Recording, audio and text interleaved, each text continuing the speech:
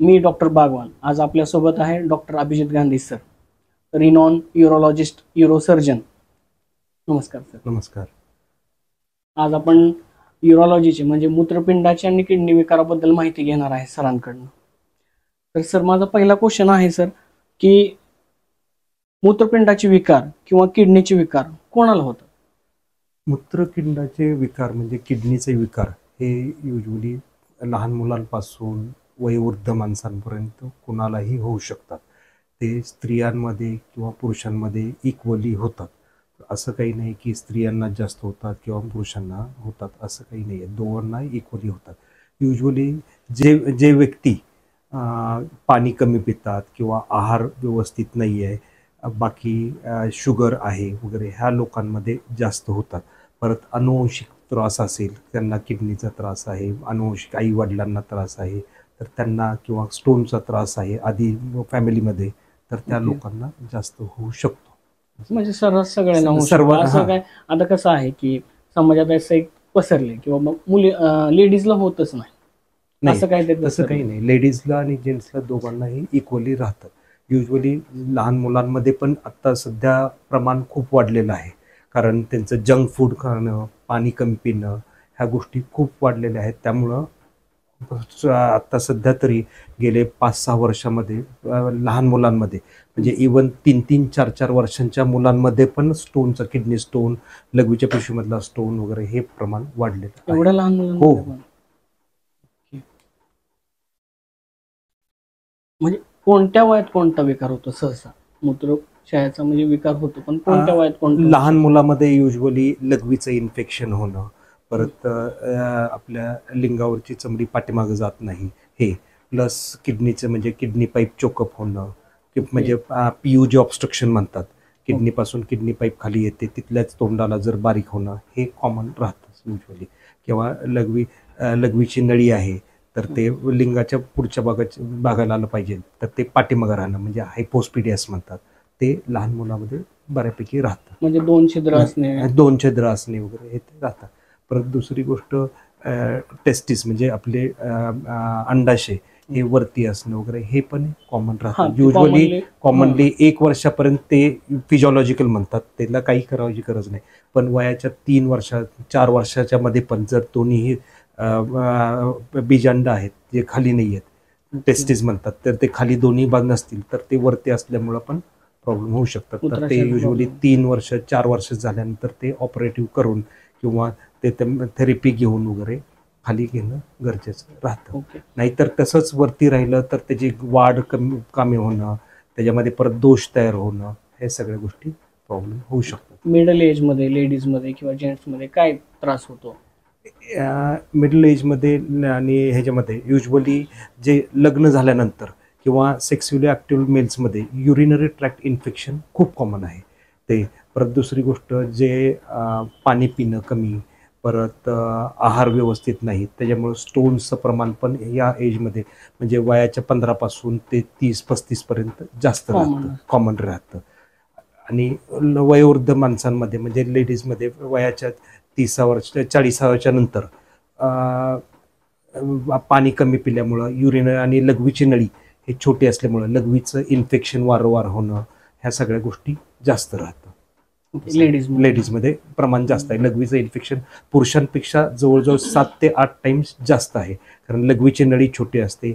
परत आपल्या इथं आहार व्यवस्थित, स्त्रियांमध्ये आहार न्यूट्रिशन प्रॉब्लेम राहतोच. परत हायजीनचा प्रॉब्लेम राहतो, पिरियड्सच्या वेळेस पॅड्स रेग्युलर नाही करणं, हे ते त्याच्यामुळे. परत आणि कुठं बाहेर टॉयलेटची सोय नसते, त्यामुळेच पाणीच कमी पिणे किंवा लघवी लागला असेल तर लघवी दाबून ठेवणं वगैरे कंट्रोल कर, ह्याच्यामुळं लघवीचं इन्फेक्शनचं प्रमाण स्त्रियांमध्ये वयाच्या 30, 35, 40 नंतर खूप कॉमन आहे. ओके, ठीक आहे. अजून एक कॉमन क्वेश्चन आहे बरं का सर समाजात, की असं कधीतरी असतं पण एकच किडनी असते एखाद्याला. हो. तर मग त्याचा म्हणजे असा ग्रह होतो की एक किडनी आहे म्हणलं की त्याला काहीतरी त्रास होईल किंवा त्याला काहीतरी प्रॉब्लेम असेल, असं एक समाजात एक पसरलं. माझ्याकडे एक गेल्या महिन्यात पेशंट आला की त्या मुलाला एकच किडनी होती जन्मापासून, पण त्याचं लग्न जमत नव्हतं त्यासाठी. म्हणजे त्याला खरं त्रास होऊ शकतो का त्याच्या आफ्टर मॅरिड लाईफमध्ये किंवा बिफोर मॅरिड लाईफ मध्ये किंवा त्याच्या वाढीत काय फरक पडतो का त्याचा? नाही, युजली नैसर्गिकच हजारातून एका व्यक्तीला किंवा 2000तून एक व्यक्तीला जन्मजात एकच किडनी असते. अशा लोकांना काही युजली हे कंजेनायटल प्रॉब्लेम राहतो, तर काहीही प्रॉब्लेम राहत नाही. त्याने फक्त एकच किडनी असल्यामुळं थोडीशी काळजी जास्त घ्यायची. म्हणजे उरलेल्या एकच किडनी आहे तर त्याच्यासाठी पाणी भरपूर पिणे, रेग्युलरली ब्लड चेक करणे, रेग्युलरली सोनोग्राफी करणे का बाबा त्या एकाच किडनीमध्ये स्टोन तयार होत नाही आहे ना, किंवा त्यामध्ये इन्फेक्शन होत नाही ना, त्याची वाढ चांगली होते का नाही हे पाहत राहणं.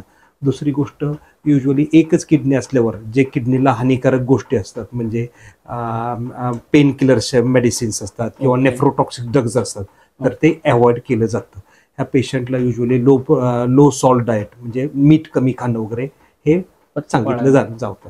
आणि मी युजली ह्या पेशंटला किंवा ज्यांची एखादी किडनी खराब झालेली आहे, काढलेली आहेत आणि एकाच किडनीवर आहेत, ह्या पेशंटला मी सांगतो दर 6 महिन्यातून एकदा ब्लड टेस्ट करून घेणं, BP चेक करणं हे कंपल्सरी. ब्लडमध्ये पण क्रिएटिनिन लेवल चेक करणं, युरिनमध्ये युरिन इन्फेक्शन, युरिनमध्ये प्रोटीन्स जात आहेत का, अल्ब्युमिनचं प्रमाण आहे का काय हे चेक करणं. आणि सोनोग्राफी वर्षातून एकदा. युजली मी सांगतो की तुमच्या वाढदिवसाच्या दिवशी जाऊन तुमची सोनोग्राफी करून घ्या, किंवा तुमच्या मुलांचा ज्यावेळेस परीक्षा संपलेली रिझल्ट येतो त्या दिवशी, किंवा लग्नाचा वाढदिवस आहे त्या दिवशी जाऊन तुमची सोनोग्राफी करून घ्या. म्हणजे त्याच्यामध्ये कळेल किडनीची साईज काय आहे, किडनीवर सूज नाही ना, खडा छोटा व्हायला लागला तर त्यासाठी मेडिसिन्स घेणं किंवा पाणी भरपूर पिणं हे गोष्टी घेतल्या तर छोट्या छोट्या गोष्टी घेतल्या तर ते प्रॉब्लेम काही होऊ शकत नाही. आणि हे एकच किडनी असल्यामुळे सेक्स्युअली काही प्रॉब्लेम येतो किंवा रिप्रोडक्शनसाठी काही त्रास होतो असं काहीही नाही. ते तुम्ही छान क्लिअर केलं, कारण लोकांचा असं काहीतरी खूप जणांचा गैरसमज राहतो की काय करावं, मग त्या एकच किडनी आहे तर त्याची काळजी घेणं महत्वाचं राहतं. त्याचा दुसरीकडे कुठं डिस्टर्ब बीपीचा त्रास, ब्लड प्रेशर रेग्युलरली मॉनिटर करणं ह्या गोष्टी राहतात. कधी काय होतं सर की अशी सिच्युएशन येते, म्हणजे गेल्या काही दिवसात असं एक पेशंट होता की त्याला पॉलिसिस्टिक किडनी होती आणि ती किडनी अनावधानानं काढावी लागली, राईट साईडची किडनी. तर अशी एखादी किडनी काढली असेल एखाद्याची काही कारण असतो तर त्याच्या जीवनात काही जास्त परिणाम पडतात का? नाही, युजली पॉलिसिस्टिक किडनी हा ADPKD किंवा म्हणतात तर ते हे अनुवंशिक असतात. म्हणजे युजली वडिलांना असेल तर जवळजवळ 25% ते 40% 50% चान्सेस असतात मुलांना किंवा भावंडांना होण्याची शक्यता असते. अशा पेशंटला सांगतो की वयाच्या 25व्या वर्षानंतर दर वर्षातून किंवा 2 वर्षातून एकदा सोनोग्राफी करणे. त्याच्यामध्ये सिस्ट तयार व्हायला लागले तर त्याप्रमाणे काळजी घेणे. नेफ्रोप्रोटेक्टिव्ह ड्रग्ज असतात, एनेसेटिल्सिस्टिन सारखे किंवा बाकीच्या गोष्टी असतात तर त्या चालू करणे जेणेकरून आणि blood pressure monitoring, urine routine करणे, क्रिएटिनिन रेग्युलर चेक करणे हे गरजेचं राहतं. म्हणजे त्यांना एखाद्याला पॉलिसिस्टिक किडनी डिसीज असेल तर भावांना पण असण्याची शक्यता आहे, किंवा बहिणीला पण असण्याची शक्यता, किंवा त्यांच्या मुलाला होण्याची शक्यता असते. त्यामुळे ते युजली मॉनिटरिंग करणं हेरिडिटरी राहतं. युजली 50% क्रोमोझोमल असतं त्यामुळे राहण्याची शक्यता असते. ओके, आता आपण सर ह्या पॉलिसिस्टिक किडनी डिसीज असेल वगैरे, सिस्ट खूपच मोठे आहेत त्याच्यामुळं पेन होतंय पेशंटला, किंवा ते सिस्ट इन्फेक्ट झालं असेल किंवा त्याच्यामुळं ब्लड प्रेशर वाढत असेल त्या पेशंटला ते किडनी काढून टाकावं लागते युजली. नाहीतर असिम्प्टोमॅटिक असेल, काही त्रास नसेल तर काहीही करायची गरज नाही, फक्त त्याची काळजी घेणं वगैरे. काढल्यानंतर पण होऊ शकतं, पण त्या किडनीची नेहमीप्रमाणे काळजी घ्यायची. ठीक आहे, मग आता महत्वाचा मुद्दा सगळ्यांच्या घरात आहे, इच अँड एव्हरी घरात पेशंट आहे मुतखड्याचं. आपण आज सर त्याच्याबद्दल जरा डीपली चर्चा करू. म्हणजे मुतखडा होतो का सर? मुतखडा सध्या खूप कॉमन झालेला आहे. मी बघतो ना 5 मधल्या एका पेशंटला तरी मुतखडा असतोच. आणि एकदा झाला तर प्रत्येक वेळेस होतो असं नाही. जवळजवळ जर तुम्ही एकदा स्टोन झाला तर त्या पेशंटला परत होण्याची शक्यता जवळजवळ 4 ते 5 टाइम परत होण्याची शक्यता असते. अशा पेशंटनी जर पथ्य पाळले वगैरे तर ते 4 ते 5 टाइमच्या वेळी कमी होण्याचे चान्सेस असतात. मुतखडा न होण्याचे कारण म्हणजे पहिली गोष्ट पाणी कमी असणे, दुसरी गोष्ट आहार व्यवस्थित नसणे, परत मांसाहार म्हणजे रेड मीट वगैरे हे ते जास्त असेल तर त्याप्रमाणे जास्त राहतं. इव्हन अल्कोहोल, बियर, लोकांचा समज राहतो की बियर पिल्यामुळे स्टोन होत नाही. बियर पिल्यामुळे ऑक्झॅलेट स्टोन्स होतात. स्टोन्सचे पण वेगवेगळे प्रकार आहेत. Uric acid stone, oxalate stone, struvite stone, calcium stones असतात. पण बियर पिल्यामुळे ऑक्झॅलेट स्टोन्स पण होतात. त्यामुळे गैरसमज आहे की बियर पिले की स्टोन होत नाही. बियर पिल्यानंतर पण खूप मोठा समाजात गैरसमज. माझ्याकडे ओपीडीला जीपीला येतात पेशंट की मुतखडा झालाय आणि बियर पिऊ का. म्हणजे मी 2 मिनिटं शांत होतो की यांना आन्सर काय द्यायचं. म्हणजे त्या गोष्टीचा काही संबंधच नाही. इफेक्ट राहतो पण बाकीचे साईड इफेक्ट म्हणून ऑक्झॅलेट स्टोन्स होतात नाही, त्याचं कोरिलेशनच करता येत नाही ना सर. त्यामुळे मी त्यांना म्हणतो की माझ्याकडून तर रेकमेंडेशन नाहीये किंवा कुठल्याही युरोसर्जन युरोलॉजिस्ट कडून तर रेकमेंडेशन नाहीये. प्लीज तुम्ही असं काहीतरी एडेचाळे करू नका, असं काही समाजात पसरवू नका. परत दुसरी गोष्ट, आहारामध्ये बहुबीज पदार्थ म्हणजे टॅमॅटो, काकडी, वांगी ह्या गोष्टी, परत हे पालक वगैरे ह्या गोष्टीमुळे पण स्टोन्स होतात. त्यामुळे ते पण आहार कमी केला वगैरे तरी चालतं. लोकांचा गैरसमज राहतो की दूध पिल्यामुळे स्टोन होतो. दूध न पिल्यामुळे पण बाकीचे स्टोन आहार राहतात. कॅल्शियम कमी झाल्यामुळे पण ऑक्झॅलेट स्टोन होतात. त्यामुळे मी सांगतो दूध घ्या, पण प्रत्येक गोष्ट लिमिटमध्ये असेल पाहिजे. सकाळी 1 ग्लास, संध्याकाळी 1 ग्लास दूध घेतलं तरी काही अडचण नसतं. क्षाराचं पाणी वगैरे पण असतं. फिल्टरचं पाणी हे महत्वाचं राहतं. सध्या आता बोर पाण्याची कमतरता असल्यामुळे बोर घ्यावं लागतं. बोरचं पाणी पिलं जातं. बोर खूप खोलपर्यंत घेऊन जातं, 300 फूट 400 फूट. जेवढं खोल जाईल तेवढं क्षाराचं प्रमाण जास्त राहतं. त्यामुळे परत स्टोन्स पण. मी युजली पेशंटला सांगतो की फिल्टर बसून घ्या, फिल्टरचं पाणी प्या, जेणेकरून हे. आणि पाणी रेग्युलरली प्या, कॉन्स्टंटली रेग्युलरली दर तासा 1.5 तासाला पाणी पिलं पाहिजे. मला भरपूर प्रश्न लोकजण विचारतात की पाणी किती प्यावं. युजली मी म्हणतो की तुम्ही पाणी किती प्यावं हे महत्वाच्या पेक्षा तुमची लघवी कशी होते. मी पेशंटला सांगतो तुमची लघवी एका काचेच्या ग्लासामध्ये घेतली आणि पलीकडे पेपर पकडला तर तुम्हाला वाचता यावं एवढे क्लिअर असेल म्हणजे पाणी सफिशियंट आहे. साधारण एखादा शेतकरी माणूस आहे, तो शेतात काम करतोय, त्याला 4-4.5 लिटर पण सफिशियंट होत नाही. उन्हाळ्याच्या दिवसात 5-5.5 लिटर पण लागू शकतं. तोच माणूस जर एसी मध्ये असेल तर त्याला 2-2.5 लिटर पण सफिशियंट राहतं. घामाद्वारे तुमचा व्यवसाय कसा आहे, काय आहे, किती हे होतं त्याच्याप्रमाणे क्लायमेटनुसार पण ते फरक राहतो. फक्त पाणी पिणं महत्वाचं. पाणी पिणं रेग्युलरली. असं नाही की सकाळी 1 लिटर पिलंय, दुपारी 1 लिटर पिलंय, संध्याकाळी पिलंय. नाही, रेग्युलर सिप ऑफ वॉटर चालू ठेवायला पाहिजे. मग आता सर प्रायमरी उपचार काय असतात ज्यावेळेस पेशंट तुमच्याकडे येतो मुतखड्यासाठी, तर तुम्ही प्रायमरी उपचार कसा सुरुवात करता पहिल्यापासून? स्टोन्स म्हणजे पण पेशंट जे येतात स्टोनचे ते 2 टाईपचे पेशंट असतात. एक असिम्प्टमॅटिक पेशंट्स ज्यांच्यामध्ये त्रास काही पेशंटला काहीच नाही, सहज सोनोग्राफी करायला लागलाय, हे त्रास आहे म्हणून चेकिंग करायला त्यावेळेस स्टोन सडनली सापडलेला आहे. किंवा काही आहे प्रेग्नन्सी वेळेस गेलेला आहे, प्रेग्नन्सी सोनोग्राफी करायला गेला त्यावेळेस आढळलेला आहे स्टोन. असिम्प्टमॅटिक स्टोन्स आणि सिम्प्टमॅटिक स्टोन्स. असिम्प्टमॅटिक स्टोन्सला पण मी सांगतो की युजली जे छोटे स्टोन्स आहेत 4, 5, 6 मिलीमीटर ह्याला तुम्ही पाणीच पिणे गरजेचं आहे.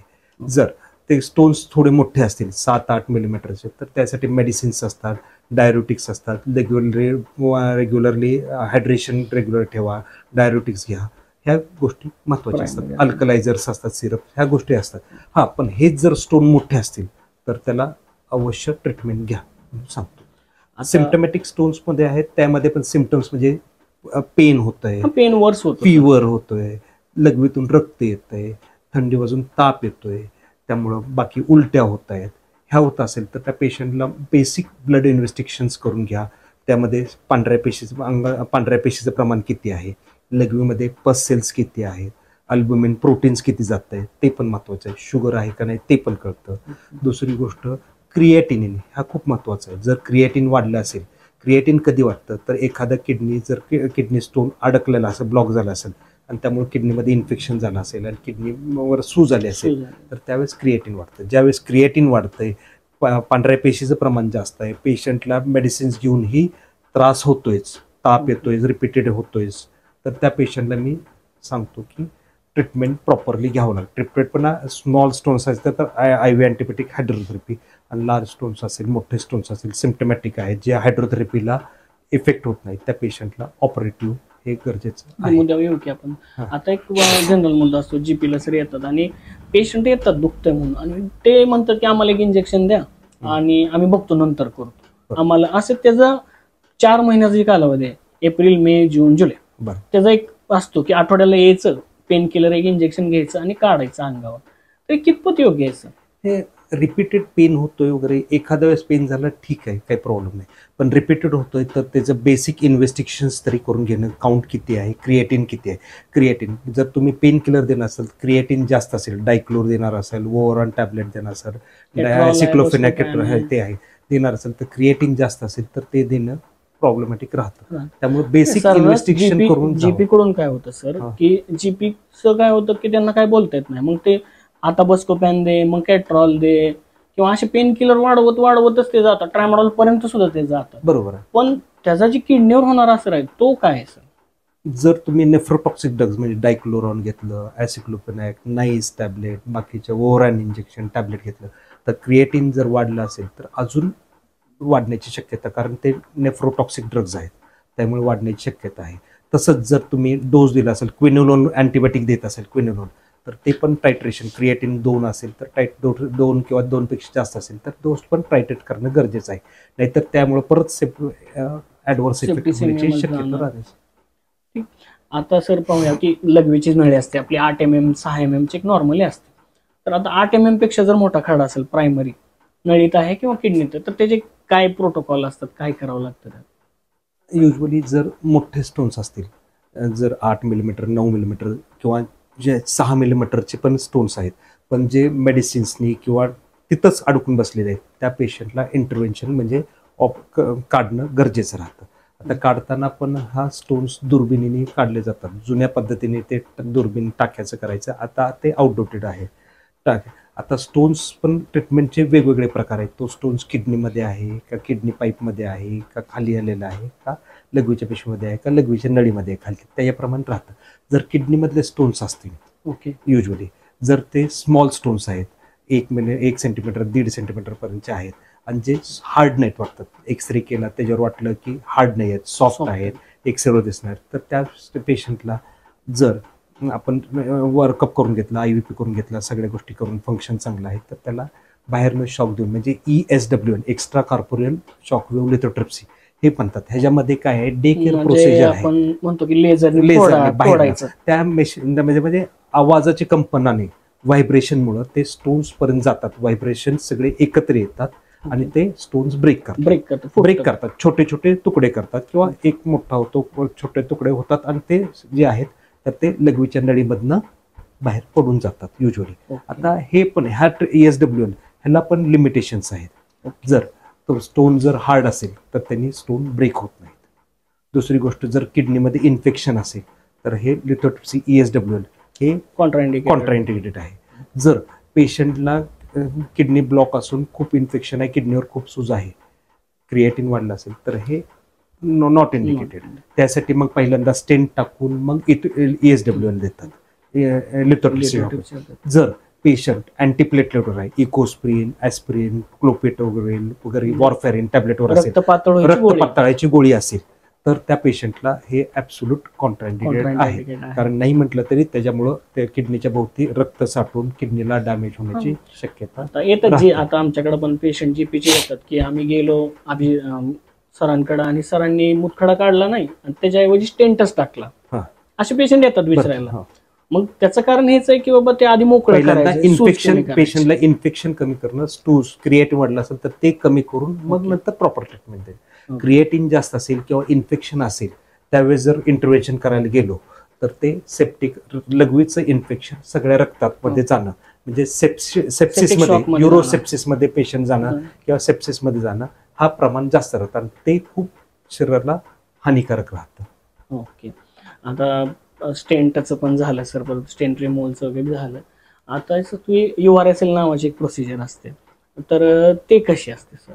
URSL, युरोट्रोरिनोस्कोपी आणि लिथोट्रिप्सी म्हणतात. तर हे म्हणजे दुर्बिणीने लघवीच्या किडनी पाईपमध्ये, युरिन पाईप असते किडनीपासून खाली येणारे, त्याच्यामध्ये जे अडकलेले स्टोन्स असतात तर त्यासाठी असतात. हे युजली अंडर शॉर्ट ॲनेस्थेशिया खालीच केलं जातं, स्पायनल ॲनेस्थेशिया किंवा जनरल ॲनेस्थेशिया ह्याप्रमाणे केलं जातं. ह्याच्यामध्ये लघवीच्या पाईपमध्ये किंवा आपल्या किडनी पाईपमध्ये छोटीशी दुर्बीण घातली जाते आणि खड्यापर्यंत झाले जातो आणि खडा आहे तो ब्रेक केला जातो. हे ब्रेक करण्याचे पण 2 प्रकार असतात, एक तर लिथोट्रिप्सी, न्यूमॅटिक लिथोट्रिप्सी ने केला जातो किंवा मग लेझरनी, होल्वियम लेझर किंवा थुलियम लेझर त्यांनी ब्रेक केलं जातं किंवा पावडर केलं जातात आणि मोठा फ्रॅगमेंट आहे तो फोर्सेपनी किंवा बास्केटनी तो पकडून लघवीच्या पिशवीमध्ये आणला जातो आणि नंतर दुर्बीण घालून तो लघवीच्या पिशवीमधनं बाहेर काढला जातो.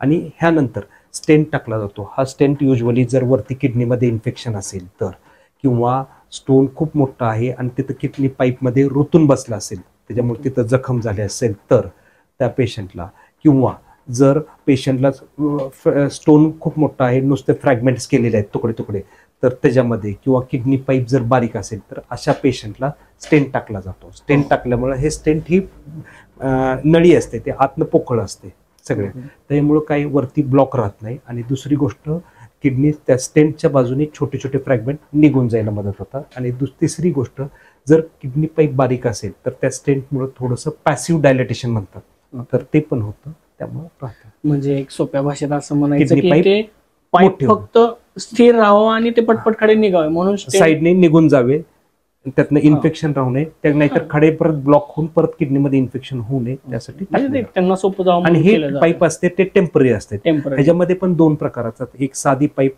युजली 3 आठवडे ते 3 महिन्याच्या आत काढली जाते, आणि दुसरी सिलिकॉन पाईप असते. तिसरी सिलिकॉन पाईप हे लॉंग टर्म साठी युजली 6 months to 1 year पर्यंत असतात. म्हणजे पेशंट मॅलिग्नन्सीचे आहेत किंवा प्रेग्नन्सीच्या पेशंटला ज्यांना रिपीटेड आहे, किंवा मग पॅप्युलर नेक्रोसिस होत असेल, किंवा किडनीमध्ये जास्त वेळ ठेवावं लागणार आहे पाईप, त्या पेशंटसाठी हे टाकलं जातं. आणि मेटॅलिक स्टेंट असतात तर ते कॅन्सरच्या पेशंटला वगैरे टाकले जातात, ते तो वेगळा भाग. आता सर, आता हे झालं 10 mm 15 mm पर्यंत पोहोचलो आपण. आता सर असे महारथी आहेत ज्यांनी 5-5 10-10 वर्ष अंगावर काढले मुतखडा. अगदी बरोबर. 20 mm 22 mm 28 mm मी माझ्या प्रॅक्टिसमध्ये 8 वर्षात पाहिलेला सगळ्यात मोठा खडा होता 36 mm चा. म्हणजे तो किडनी एवढा झाला तो. बरोबर. तर ह्याला काय प्रोसिजर असते सर? आता हे स्टॅग हॉर्न कॅल्क्युल, रिनल स्टोन मध्ये पण स्टॅग हॉर्न कॅल्क्युल आहे. हा 9 सेंटीमीटर पर्यंतचा असू शकतो, 9-9.5 सेंटीमीटर पर्यंत असू शकतं. तर हे पहिल्यांदा हे करताना आपल्याला त्या किडनीचं फंक्शन कसं आहे तर ते बघणं गरजेचं आहे. त्यासाठी IVP टेस्ट असते किंवा CT स्कॅन करून, CT IVU म्हणतात, CT IVP म्हणतात, तर तो केला जातो. त्याच्यामुळे आपल्याला एकतर ते किडनीचं काम किती आहे ते कळतं, दुसरी गोष्ट किडनीची रचना कशी आहे ते कळतं, किडनीची बदल झालाय, काय किडनीची काय ॲबनॉर्मॅलिटी आहे, किडनी फिरलेली आहे का, कशी आहे, वाकडी आहे का, हे झालेली आहे तर ते कळतं. त्यामुळं किडनी पाईप डबल नाही येतं, काय ॲबनॉर्मॅलिटी ॲनामॉलीज आहेत का काय ते पण कळतं त्याच्यामुळं. किंवा किडनी पाईप कुठं चोकअप झालेला आहे, किंवा PUG ऑब्स्ट्रक्शन म्हणजे किडनी पाईप कुठेतरी जन्मापासून बारीक झाले, त्यामुळे लघवीवरती साठून हा स्टोन तयार झाले का नाही, तोही करणं गरजेचं असतं. आणि कुठल्या प्रकारची सर्जरी करणं हे पण केलं जातं.